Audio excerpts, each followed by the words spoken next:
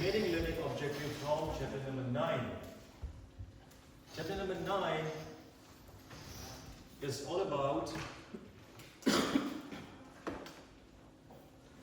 chapter number 9, corporate strategy, strategic alliance, merger and acquisitions. Right? In total we have 8 learning objectives for this chapter, and we have already finished the first 3. The remaining 5 or 6 are very easy and straightforward. I'll try to conclude all these 8 in today's class. Before I move forward towards explaining the remaining 4 or 5 objectives, do you have any question from the first 3 learning objectives, which we already discussed on Monday? Do you have any questions from those 3 learning objectives? Mention slide. Any question? Windsor, any question? Holland? Any question? Shwani Oshu? Leah? Lee? Okay, let's move forward. So, today we finish the remaining 4 or 5 objectives, and towards the end of this class, we have a case study activity in which you will form groups, 2 or 3 groups, and then you will discuss the case studies with each other and then try to answer what is the crux of that case study. So let's move forward and finish the remaining chapter objectives, starting with 4th learning objective, which is about how to make alliance work. So far you have already studied the 3 B's. What is 3B? It is not 3P, it was 3B. 3B. Correct. 3 B's and 3 P's.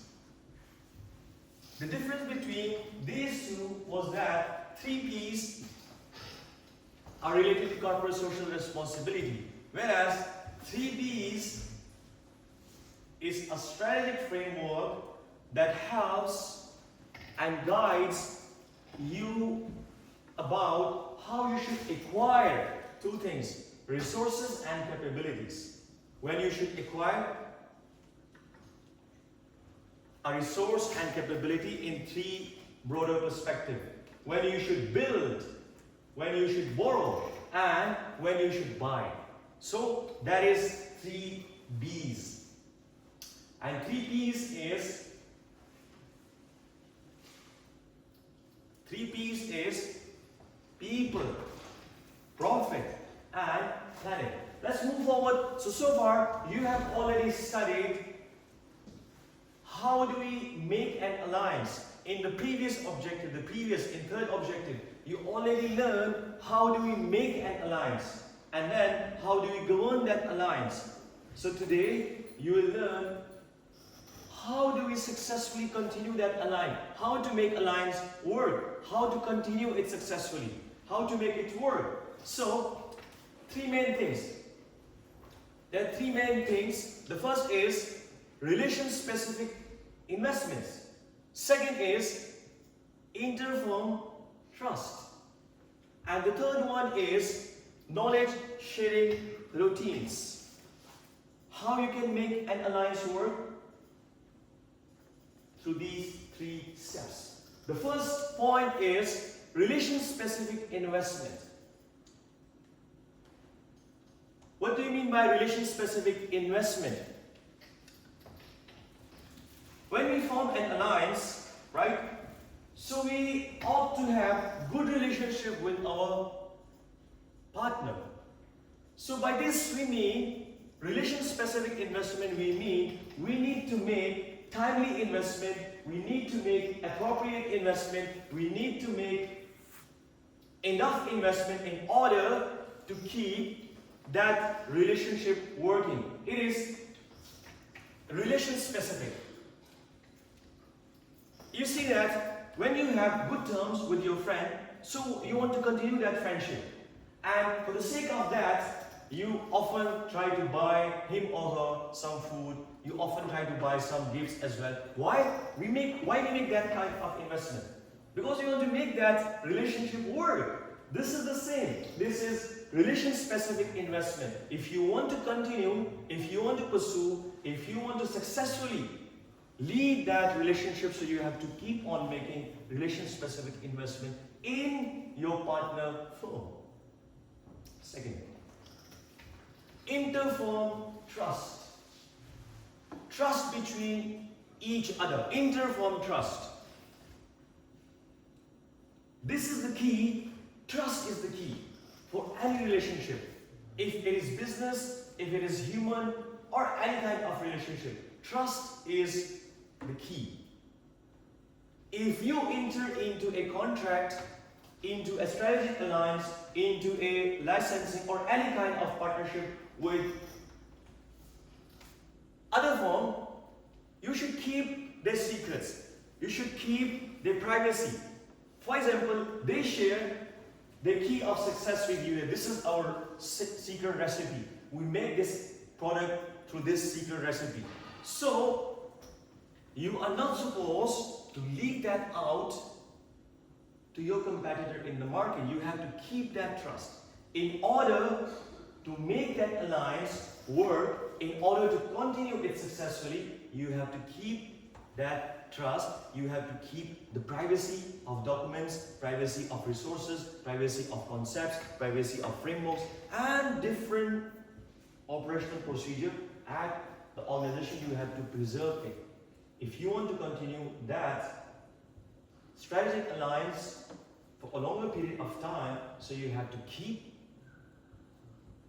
that trust and you have to maintain that privacy which you are when you are sharing any resources, you have to maintain that privacy. Last thing, in order to make an alliance work is knowledge sharing routines. If you want to make any strategic alliance work, so you have to keep on sharing knowledge at different platforms, such as conducting regular workshops, conducting training, combined training, so that you share the knowledge that why do we form, first of all, why do we form an alliance? Because we want to learn new capabilities and new managerial skills, right? So if no one shares the knowledge with you, how you can learn? If you remember my Monday's lecture, so we discussed that the aim of entering into a strategic alliance among different aims, one of the aim was that we want to learn different managerial skills. So if you enter into an alliance and you don't share the knowledge which you have learned or which you have to your partner, how would that alliance work? So in simple word, if you want to keep that alliance work, if you want to pursue, if you want to maintain, if you want to successfully lead that alliance, so you have to keep on sharing the knowledge with your partner. They share the knowledge with you, you share the knowledge with them. You scratch my back, I scratch your back. And in return, both parties learn some new skills. So this is the summary. Once you form an alliance with any of your partner and you want to maintain, if you want to successfully continue, successfully lead that alliance, you have to consider all these 3 points. First of all, you have to make relation-specific investment. Second, you have to maintain the trust, privacy of documents, concept, and other things. And knowledge sharing routines. You have to keep on sharing the knowledge on a regular basis so that it helps your partner to grow. Knowledge is the key for success in today's world, especially after the introduction of different AIs and different tools related to information. Information is the key for success, right? So these 3 things, if you can consider these 3 things, it helps your relationship work with your strategic partner. Next learning objective, mergers and acquisition. So what is merger and what is acquisition? Mr. Sai, what is merger? Do you have any idea what is merger? Two companies combine together. Good. When two companies combine together to form one unit, it is called merger. Two companies combines together, merge with each other to form one new company. This is called merger. What is acquisition? Acquisition is the process of integration in which one firm buys or take over the other firm and one firm loses its identity. So only one firm remains in the end. In merger, two firms merge together to form one unit. I'll give you the examples of this and it will clarify your concept, but just for the sake of definition, acquisition is the process in which one firm acquires or buy or take over the other firm and it loses its independency. It loses its identity and only one firm emerges as the process of acquisitions. Now let's take some example. Okay, so let's discuss about the legal structure of merger and acquisition. In the case of merger, a new legal entity is formed. New legal entity is formed. Why? Because two previously independent firms merge together, they form a new company, a third new unit. So in terms of legality, a new company is formed.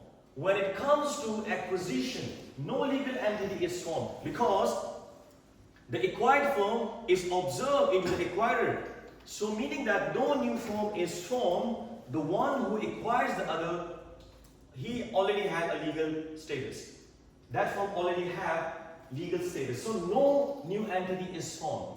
Now I hope it would have clarified your concept that in merger, when two different unique independent firms, they merge together, they form a third new independent unit. It is called a new legal entity. But in acquisition, when one firm buy or acquire another firm, that firm is observed into that parent firm, no new legal entity is formed.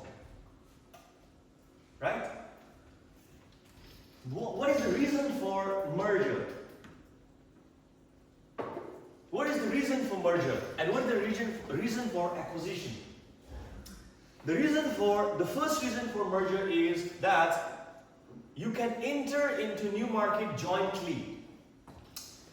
If you enter into a new market independently, what is the danger?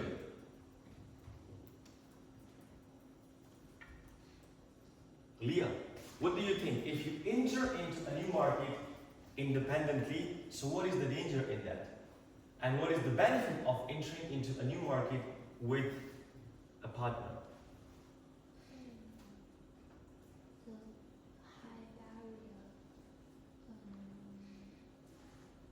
Correct. One of the reasons is high barrier, and if you think in a broader perspective, so you share a risk. When you enter into any new market, you are not sure whether people will buy your product or service, how the people will react to your product and service. So you take full risk by yourself. But once you enter into the market with a joint partner, you share the risk. You share the risk. In case if your product and services are not bought, still you will lose only 50%. So you share the risk. That's why we want to enter, when any firm wants to enter into any new market. Okay, what is that new market? What is that new market called in the context of MGS 4999? Is it called Red Ocean or is it called Blue Ocean? Blue Ocean. Good, it is Blue Ocean. What is Blue Ocean? An untapped market. When you try to create an additional market demand for your products and services, it is called Blue Ocean. So, now let's connect the dot. whenever you want to enter into a blue ocean, sometimes it is risky as well. Because you're still not sure how people would react to it. Just imagine a person who has developed this Didi or Uber. At the first point, he also felt this risk whether people will use their services or not. So whenever you create anything new, you still have this risk whether people will buy it, whether people will be reacting positively to it or negatively to it. So that's the reason. Second is enhance competitiveness without one side dominating. You see that if you enter into a market independently, so you have competitors, right? But once you enter into the market with this joint merger, the benefit of merger is that no one party is dominating like in acquisition. In acquisition, the example is LinkedIn. LinkedIn was bought by Microsoft. Now, LinkedIn does not have its own independent policy anymore. So, in merger, no one side is dominating. Both enter into the contract and form one unit. But in acquisition, one party is dominating. One party is dominating in acquisition. Why? Because he takes your firm. He observes, he totally dilutes, he totally observe your firm into their firms. So, in acquisition, one party is dominating, whereas in merger, no one is dominating. Both are considered as equal partners. The example is Exxon and Mobil. In 1999, two oil giants combined to form ExxonMobil, and it was considered as one of the biggest merger deal of that time, or you can say that decade, maybe that century. 81 billion USD in 1999. Exxon and Mobil, they merged together to form a new unit called ExxonMobil. Very successful. The reason for acquisition is that to eliminate competition. What do you mean by that? Let's suppose, Lee, you have this pointer company, I have this pointer company. We are competitive to each other, right? And you have this threat. Though your market share is higher than my product at this current state, but you have this threat that maybe in the future he can bypass me. So what do? You take my firm and you finish that competition. You pay me, you buy my firm, you acquire my firm, and you eliminate that competition. It is good and it is bad. We'll discuss it in detail. It is good and it is bad as well. And why sometimes we want to acquire? Because we want to acquire the intellectual property, the talent quickly. Because if you want to build requires some time. Building the first B from build, borrow, and buy. If you consider the first B, build, it takes some time. Sometimes we want to acquire a resource very quickly. We do not have enough time to wait, otherwise we will be out of the market. So B, the first B, build, it requires some time. But the borrow and buy, it does not require enough time if you have resources, if you have money. You can easily buy and acquire another firm. So, when we are in a hurry, quickly, you see, we can obtain the intellectual property and the talent quickly. When we are in a hurry, when we want to take that resource quickly, otherwise we will be out of the market, in that case, we go for buying. So, the beauty of acquisition, or the benefit, or the reason of acquisition is that it helps you to acquire resources quickly. Because if you go for the first B, it takes some time. And the example is Microsoft acquiring LinkedIn, as we discussed. So, it is acquired by Microsoft, the LinkedIn. So, this is merger and acquisition. Okay, why do firms merge? Why do firms merge? Yao Bao Zheng, why do firm merge?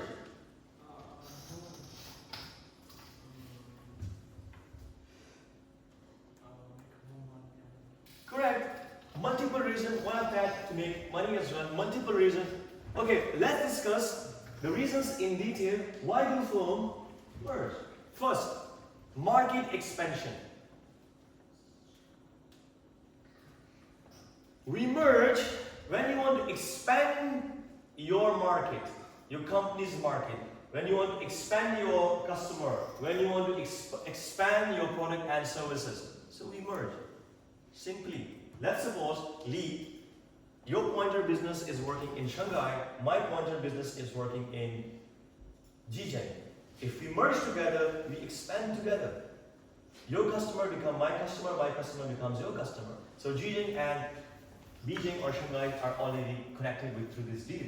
So when you want to expand the market, we merge. Second, competitive edge. When you want to take a competitive edge, okay. Sean Yaoshu, what do you think? How do we get competitive edge? If we enter into a merger, how do we get a competitive edge?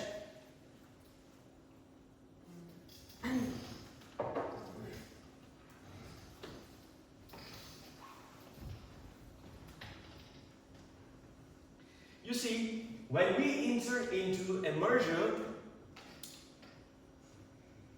so we share our core competences with each other, right? Lee business has its own core competences. My business has its own core competences.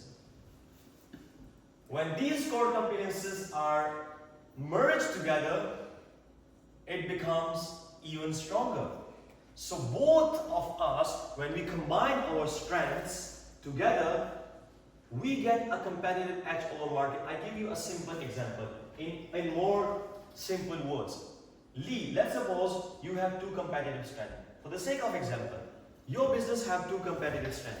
My business have two competitive strengths. If you operate independently in the market with two competitive strengths, right? Or if we combine together, if we fight or contest together in the market with four competitive strengths, you would have more competitive edge, or we as a unit would have more competitive edge when we contest in the market. Together, with two competitive strengths or four competitive strengths, of course four competitive strengths are even better than two competitive strengths. So we get competitive advantage when we merge. We combine our strengths and that strength helps us to progress. Diversification. Minchen Zai, let's suppose you are producing this keychain, this key. Let's suppose key business. You have a key business and I have this pointer business. And if we merge together, so you see your firm which was producing key is now also producing pointer. My firm who was producing pointer is also producing keys now. Diversification. What is diversification? Adding new product or service to your product, to your different product line. Adding a new product line, or adding a different product line, or adding a same product under a different product line. It's called diversification. Once you offer new product and services, once you offer new product and services, it's called diversification. So sometimes we merge in order to form. The example is AOL, which was an internet pioneer, and it merged with Time Warner, who was dealing with different media outlets, CNN and HBO. They merged together in order to have this diversification. Unfortunately, their merger didn't work. Sometimes it doesn't work. Sometimes it works, sometimes it does not work. But they had this internet. One was internet pioneer, the second one was media. So they wanted to diversify their product and services, so they merged. Simple word, once you want to offer a variety of products and services, so we merge for that. Economies of scale. What is economies of scale? Rosalind, what is economies of scale? When you produce goods at Larger scale. Correct. Very good. When we produce goods at a larger scale, we reduce the cost. The concept is when you produce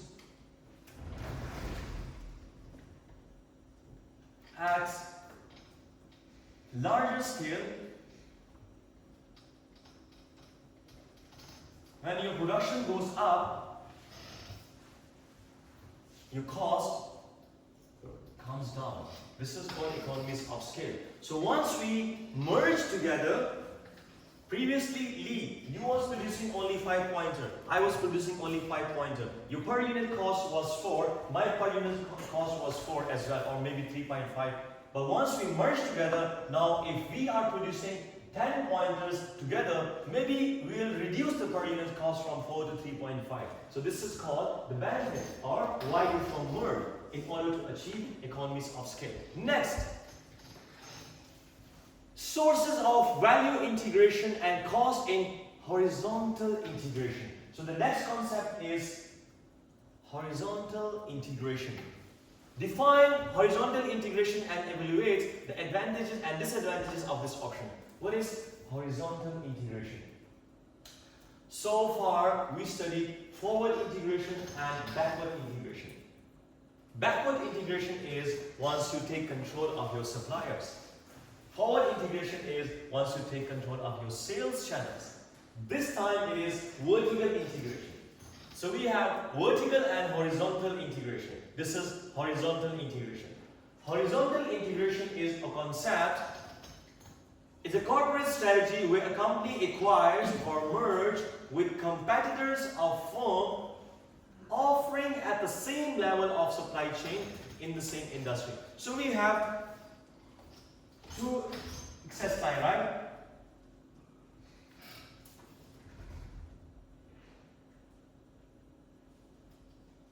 Winston, this is vertical or horizontal?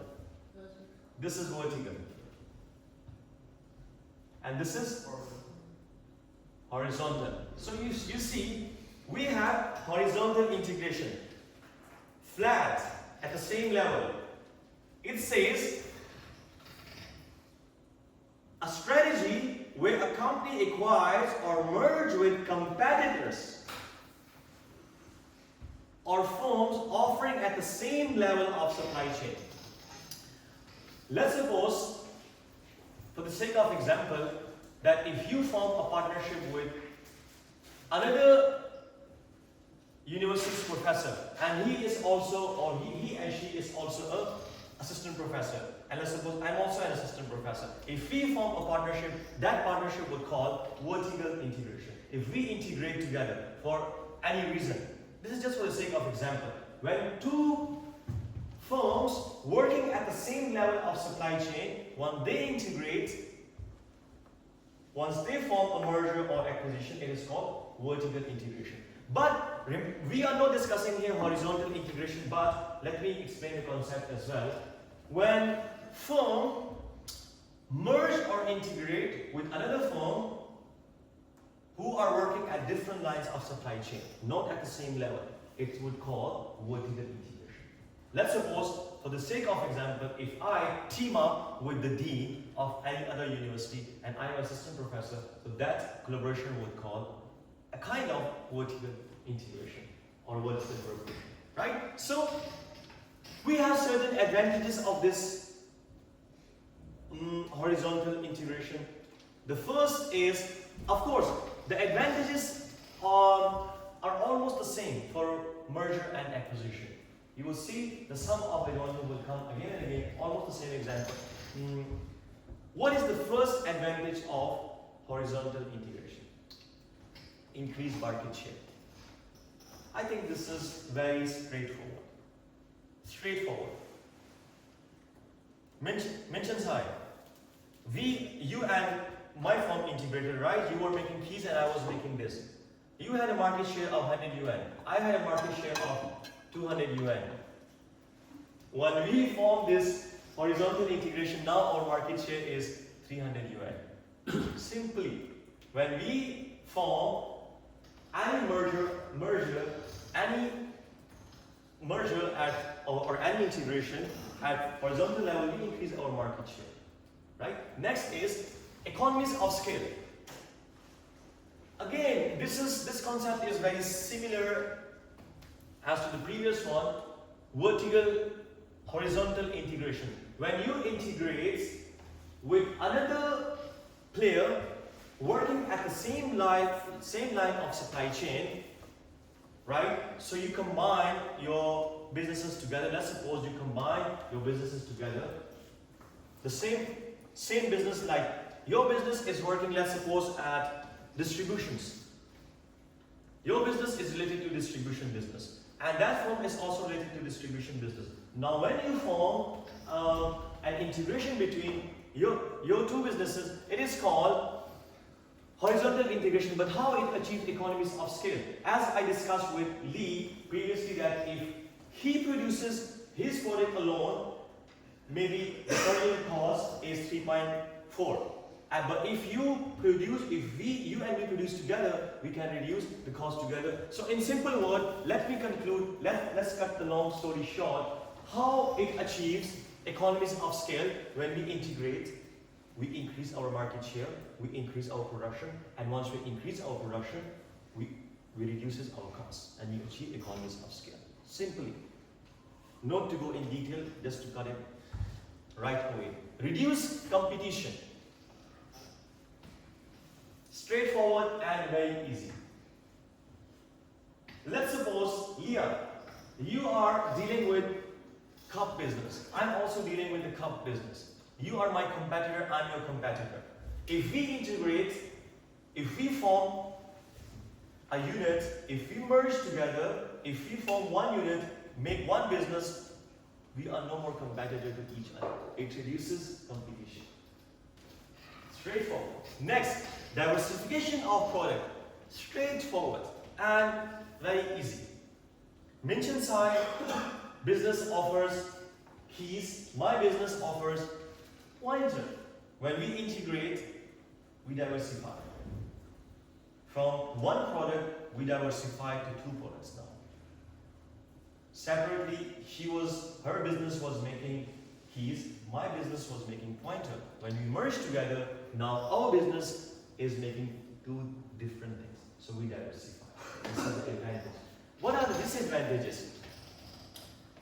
What are the disadvantages of horizontal integration? One of the biggest disadvantage or challenge of horizontal integration is regulatory scrutiny. Regulations, different regulations. I think this comes to every business deal. Whenever you want to enter into any business deal, so you have to pass different scrutiny, different laws, different requirements, and sometimes you do not pass those laws, and thus you cannot integrate. So this is one of the biggest disadvantages. Second is integration challenges. Cultural clashes. For example, when we want to integrate with another firm in another country, sometimes it fails. As I gave you the example of AOL and Warner's Brother, it failed because of mismanagement. So when we integrate, the most biggest challenge we have is cultural issue. What is culture of an organization? If you remember, so we have two types of organization culture. Ready, aim, and fire culture. Fire, ready, and aim culture. Now you see, think for a while. Your company has ready, aim, fire culture. My company has fire, ready, aim culture. The employees are groomed in an environment with different mindset. Your employees are groomed with different mindset. If you combine these two together, sometimes it does not work. It do not work sometimes, and the conversion fails. What is ready, aim, fire culture? Do you remember? What is fire ready aim culture? Ashley, do you remember what is ready aim fire culture and what is fire ready aim culture? Okay, a ready aim fire culture is a kind of organization culture in which we make ourselves ready, in which we make ourselves familiar with the environment. We ready first. We make ourselves ready. Then we aim and then we fire. So, because the chance of miss is very high in this culture. So that's why we first make ourselves ready with the environment, we assess the environment, we identify our target, we aim and then we fire. And fire ready aim culture is that we fire first of all, in hurry we fire, then we identify, we assess the environment and then we say, oh, we missed our target. Because the chance of miss in this culture is okay. The examples can be that if you are buying 1 billion worth stocks in a stock exchange, can you make a mistake, Leah, in that case? If you want to buy 1 billion USD stock on any listed stock exchange, can you make a mistake in that? But the chance of miss is very high. Very, very high. If you made mistake, you will lose your $1 billion at one go. But let's suppose you are making burgers, you are selling rice, and let's suppose you made a wrong burger or wrong rice for your customer. The chance of miss is okay. What will happen? The customer will come and ask you that, I asked you to give me fried rice, you gave me boiled rice. I didn't ask for this. You will say, okay, I'm sorry, I will replace it for you. The chance of miss is okay. So you see, integration challenges. Once you integrate different culture together, sometimes it is very risky and very, very challenging. It do not work. When you combine different culture together, it's a challenge. Sometimes that it does not work. And thus, the merger or acquisition or the integration fails. High cost. High cost. Because you want to eliminate your competitor from the market, you have to pay high cost to him. Lee, if you ask me that you're also selling this pointer, I'm also selling this pointer, you can become my big competitor in the future, and so you want to acquire my firm, you want to buy my firm. I also know that he is threatened of my product and services, and you know that maybe in the future I can become a big threat for him, so he wants to buy my firm. Once you come to me for this deal, I'll charge a higher price for my business. So you have to pay. Maybe my business worth is only 100 yuan, but once you come to acquire me or to integrate my business, I will say, give me 500 yuan. Higher cost. This is this advantage. And it happened in the case of Nokia and Microsoft. When Microsoft acquired or integrated or acquired Nokia, it paid very high cost to it. And later on, they write off that from their balance sheets and annual reports. It was a very high deal. They cost high. Reduce innovation. You see, once we integrate or once we merge or once we acquire a new firm, it reduces innovation. Now you see, if let's suppose my business was bought by Lee, in that case, now my staff, my business cannot do any further innovation because we are working under his management now. Whatever comes from his side, we have to obey and follow that. So it stops the innovation, it kills the innovation. Customer backlash. What is customer backlash?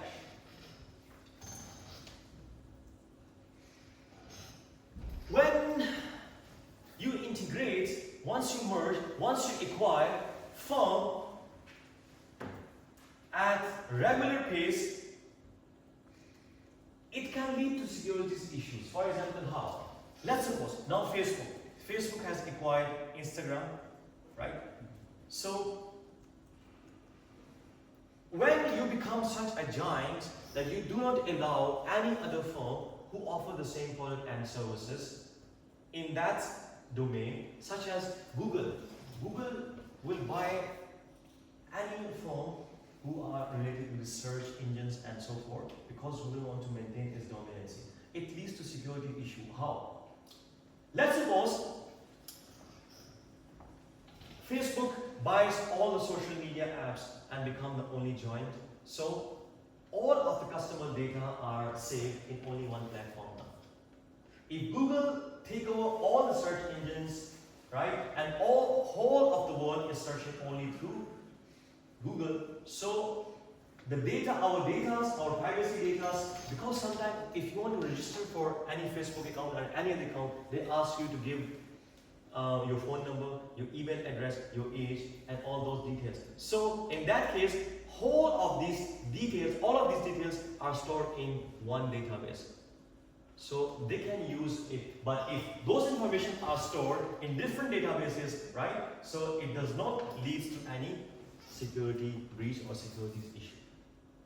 When you are a giant, when you have all the databases stored at your headquarters, so you are the only one, you can play with the data.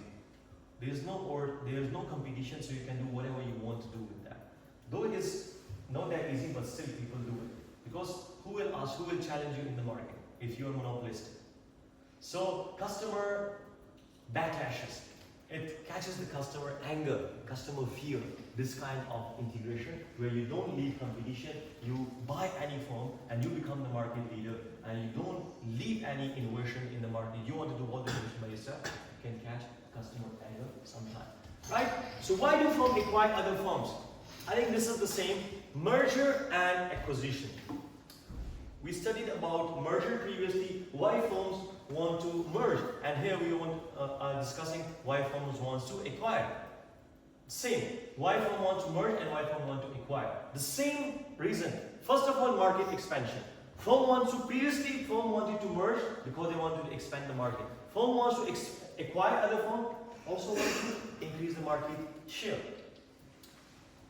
The example is the Walmart acquiring Flipkart 2018 to enter India's e-commerce market. Second, why firm wants to acquire? Second reason, same like the merger previously, because you want to get technology and talent quickly. If you need technology and talent quickly, right, in that case, it takes a lot of time to build a technology. The first B, it takes a lot of time to go for the first B, to build any technology and talent. So the best option in that case is to buy. Because if you would go for building your own technology, it takes maybe 5 years, 10 years of research sometime. Only then you reach to a conclusion that this has been developed after 5 years of research and 10 years of research. So we want to acquire, we want to take, we want to observe, we want to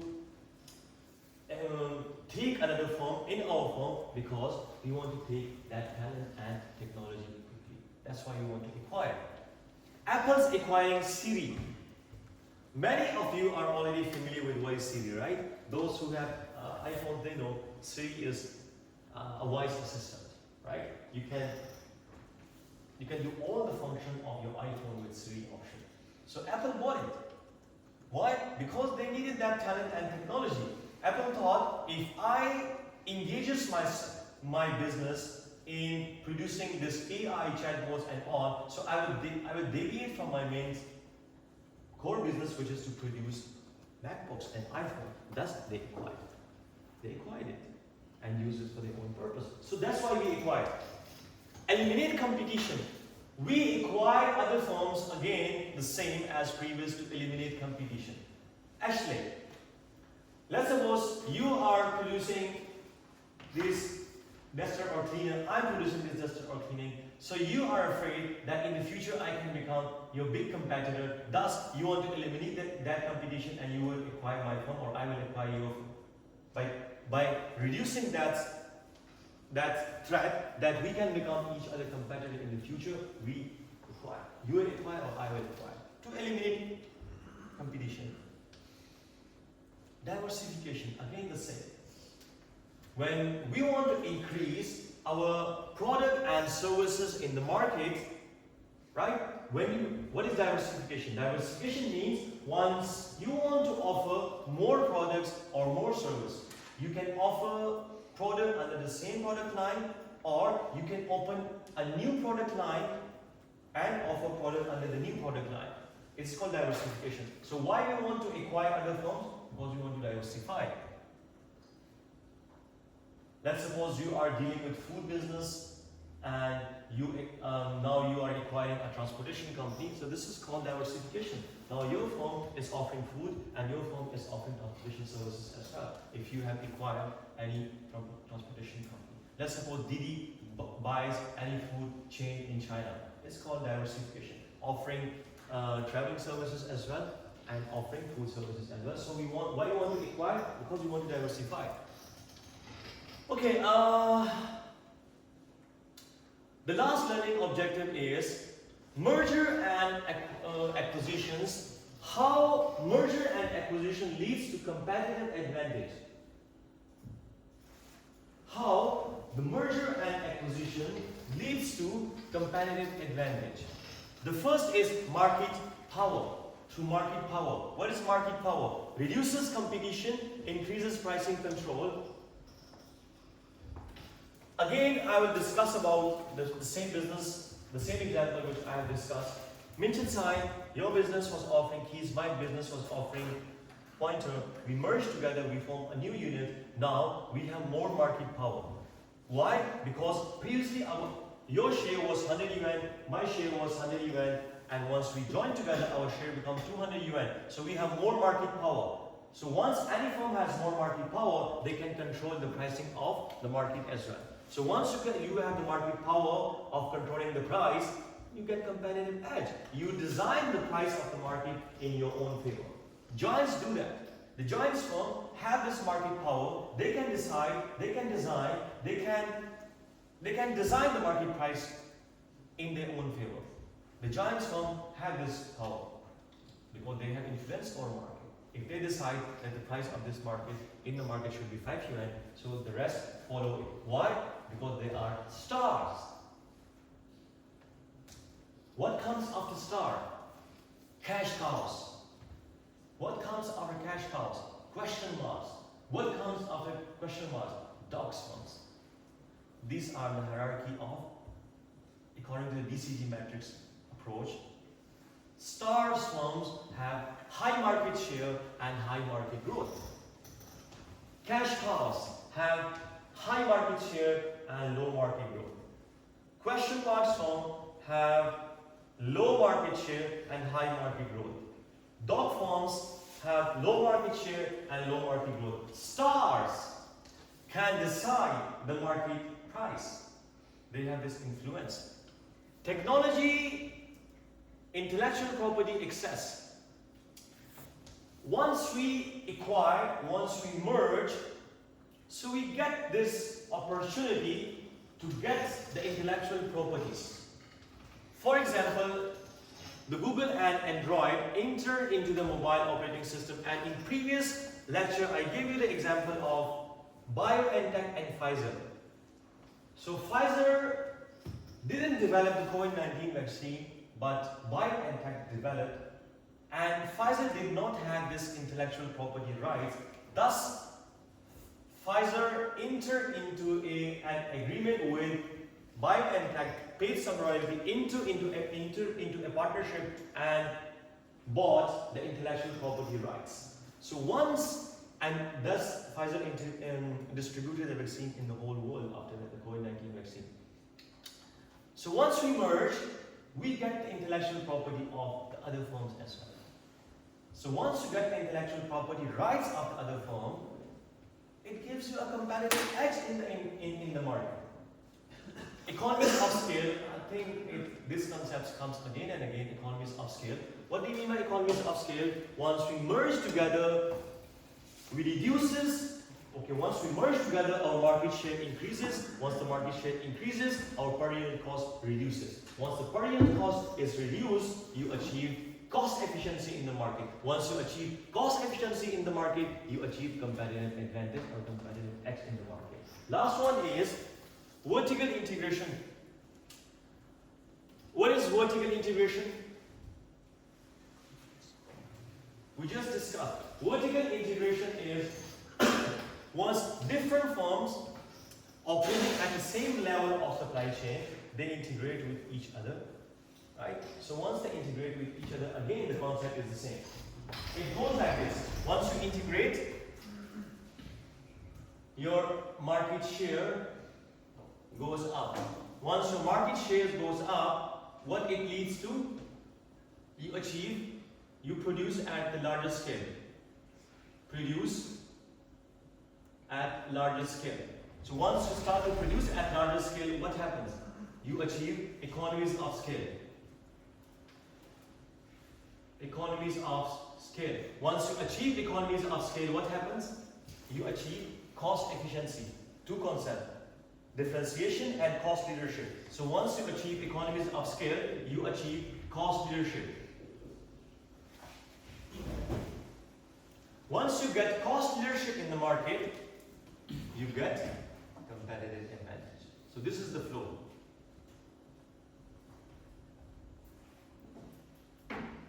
Competitive advantage. This is the flow. Vertical integration increases your share. Once your market share is increased, you start to produce at a larger scale. Once you start to produce at a larger scale, you achieve economies of scale. Once you achieve economies of scale, you achieve cost leadership. Once you achieve cost leadership, you achieve competitive advantage in the market. Now let me conclude all these 8 learning objectives, and then I will give you a quick, a small case study for 5 minutes to discuss. Now let's remind the whole class. In the first learning objective, we discussed about the 3B's framework. Let me conclude what was the 3B's framework. So a 3B's framework is build, borrow, and buy framework. It is basically a strategic tool that helps the firm how to acquire resources and capabilities by asking 4 questions. Is that resource relevant? How tradable is that resource? How close is that resource to your resource partner? Can we easily integrate that resource into our firm or not? So the first question with the 3B's framework asks is, how relevant is that resource? If that resource is highly relevant, we build that resource. If that resource is not highly relevant, it is low relevant, then we ask the second question, how tradable is that resource? So if that resource is highly tradable, we go for borrowing that resource. And we can borrow that resource with 2 concepts, contracts and licensing. What is contract? Contract is a partnership where we borrow with an agreement. Licensing is a partnership agreement where we borrow the intellectual property. So the third question which the 3B's framework asks is, how close is that resource to your resource partner? If it is low close, then we can borrow that. If it is highly close, then we should integrate that resource. So if it is low close to your resource partner, what are the 2 options for borrowing? The 2 options for borrowing in that case is joint venture and equity alliance. What is equity alliance? Equity alliance is a concept in which we buy each other's share. Joint venture is 2 firms together form a third unit. Joint venture. The fourth question with the 3B's framework asks is how easily we can integrate. So if any resource is not closely aligned, is highly closely aligned, in that case we should go for its integration. And how we should integrate any resource? Through merger and acquisition. First learning objective. 3B's. Second, define strategic alliance and explain why they are important to implement. So strategic alliance is a kind of partnership in which 2 independent firms collaborate for a specific project while maintaining their own identities. The example which I gave you in this case was Uber and Spotify, right? Why do firms go for strategic alliance? So firm goes for strategic alliance in order to achieve various benefits such as quick market entry, right? And so forth. Third learning objective. Describe 3 alliances, government mechanisms and evaluate their pros and cons. The 3 governance mechanism or AMC framework basically tells you that how you should identify and form an alliance. In the second stage, the AMC framework tells you how you should govern that framework, and in the third phase, it tells you how you should, the post-estimation, what you should do after after the alliance is formed, meaning that how you should continue that alliance. So in the first phase, what we should look for while forming an alliance, so we look for a partner who can give us quick market entry. We look for a partner who can enhance our capabilities and resources, and so on. The second stage of AMC framework was governance. So we had 3 options for governing any corporate alliance: equity alliance, strategic alliance, and agreements. You can choose any one of these 3 for governing.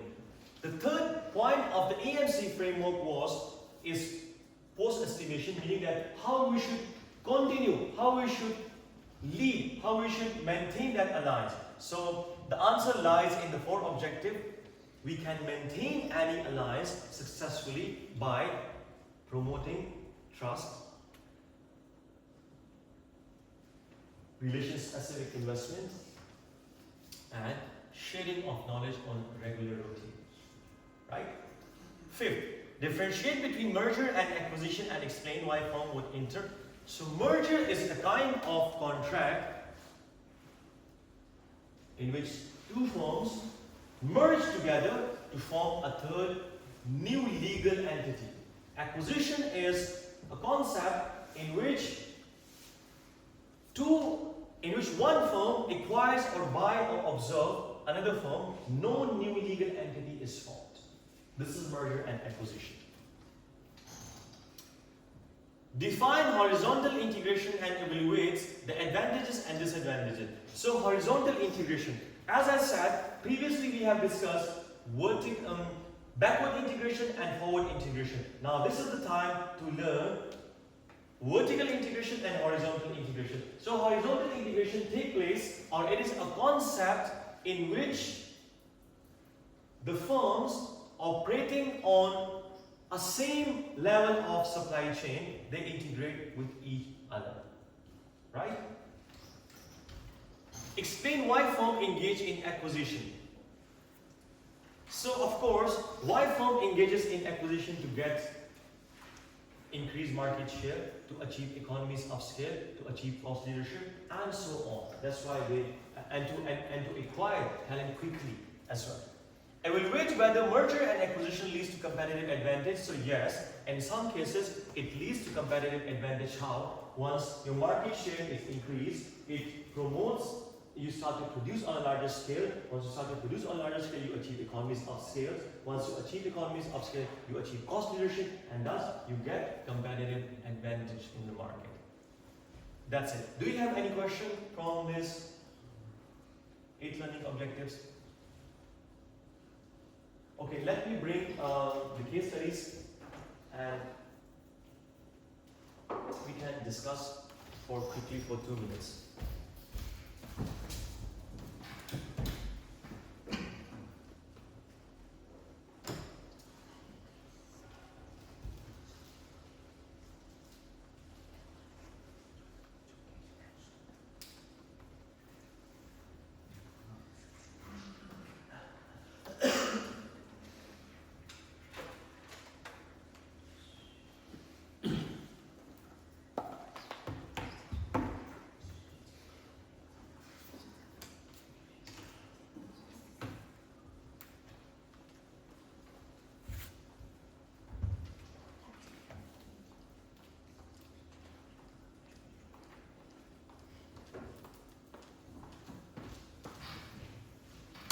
So maybe you can form a group with 2 persons each.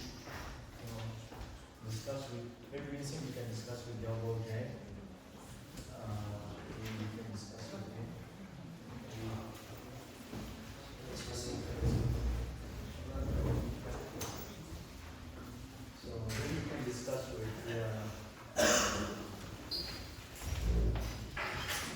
up here and you can discuss. You can form a team with Minton Sai, Lee, and Leah. You can form Yasmin, Jenny.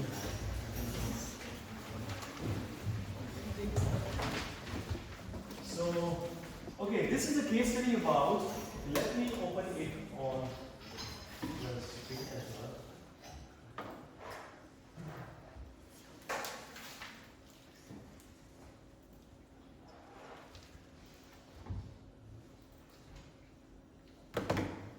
This is a case study about, from the same chapter, about Tesla.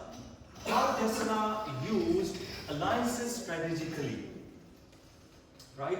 So you can read this case study, take 5, 7 minutes, 8 minutes, right?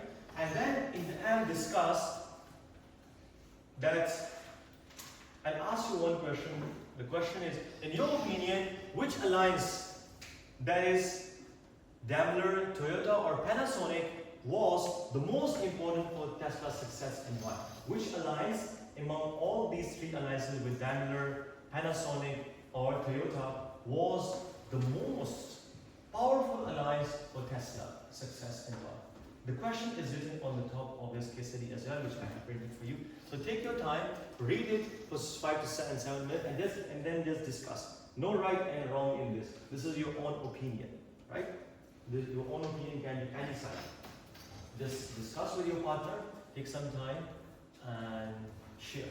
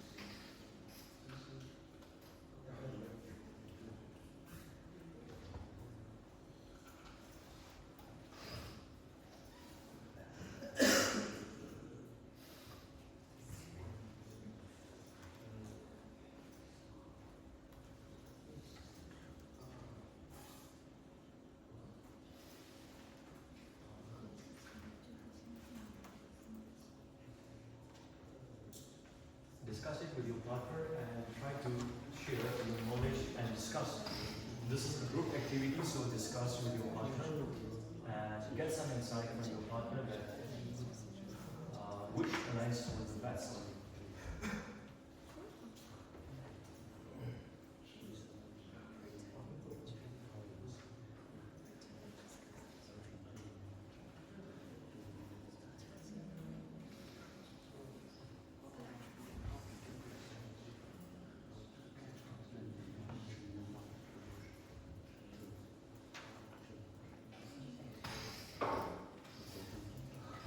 Okay, Yobo Jane, have you finished discussing with your partner? Okay, in your opinion, which alliance was the best for Tesla's success? Was it with Daimler, Panasonic, or Toyota? Which alliance, in your own opinion, there's no right and wrong in this. You can just share your thoughts randomly. Yes, Daimler.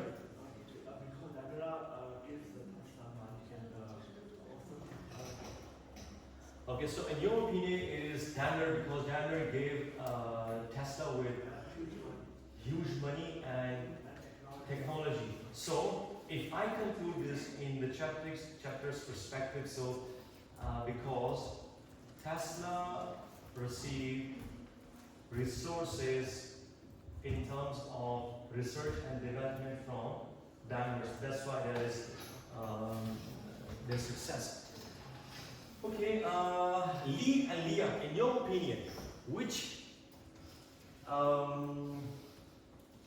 partnership, which alliance was crucial or very important for Tesla's success? You can share your opinion. This is just sharing of your own knowledge, no right and wrong in this. You can just share your own perspective. This is just to promote your intellectual abilities. The Toyota provided the plans with the Tesla, and it's the only vehicle manufacturing base in California. And I think it's a critical physical resources for Tesla. So they access the complementary resources. Good. So in your perspective, Toyota's alliance with Tesla was the best for Tesla because you believe that they provided the infrastructure and resources which helped Tesla to grow. Correct? Yes, it is. Mac and your group mate, what do you think? Which opinion, in your opinion, which strategic alliance was the best? Tesla's success. Panasonic. Okay. They provides battery technology for the Tesla development. I think it will good for the Tesla future development and.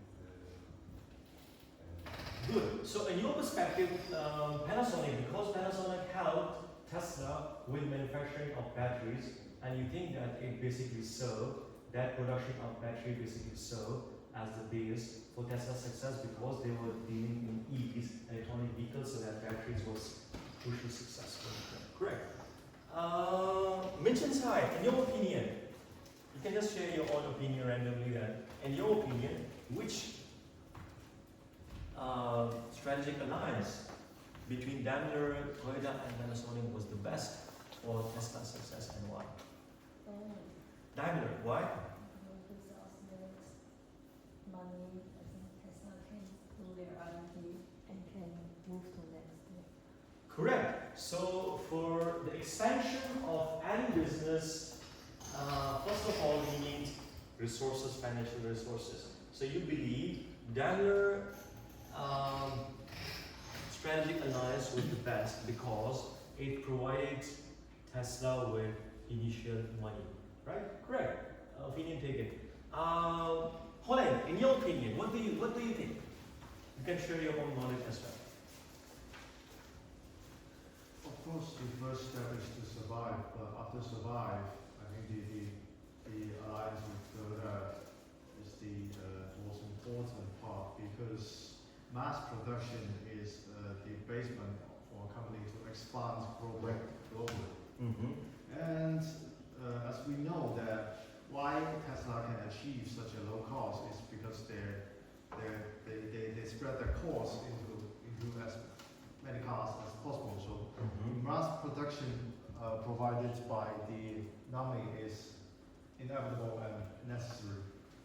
Right. So I think the mass production, Tesla learned this mass production from Toyota, right? Once they entered into partnership with Toyota, so Toyota learned how to produce EVs from Tesla, while Tesla learned how to produce on such a larger scale. So correct. In your opinion, it is Toyota. So, all right. Thank you very much for your opinions and discussions. Good to see that you all have participated in this activity. Now let's take the attendance. Before attendance, do you have any other question, any other issue relating to this question, this chapter? Okay, let's take attendance and then we are good to go.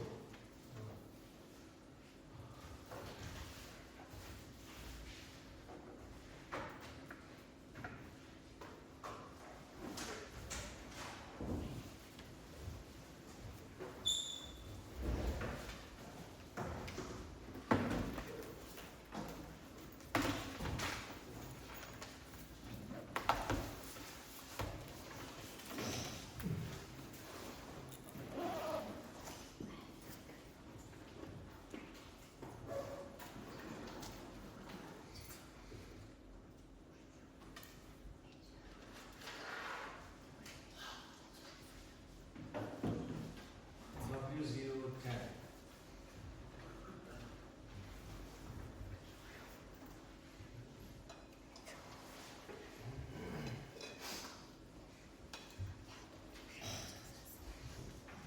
Barry. Mention sign. Sandy. Jason. Ying Ding. Ying Ding. Kevin Fong. Kei Fu. Yifan Fu. Jimmy Guy Winter. Hao Chen Guo Mac. Yihan Bu. Kelly is absent. 50. Present. Hong Kai Lee. Lee is absent. Leon is present. Helen. Present. Nat. Absent. Qingkai Miao. Absent. Yang Yushi. Rong Wu. Roslyn. Wen Shao. Chen Shu. Chen Shu. Tian Yishu. Xin Yushu. Xiling Zhan.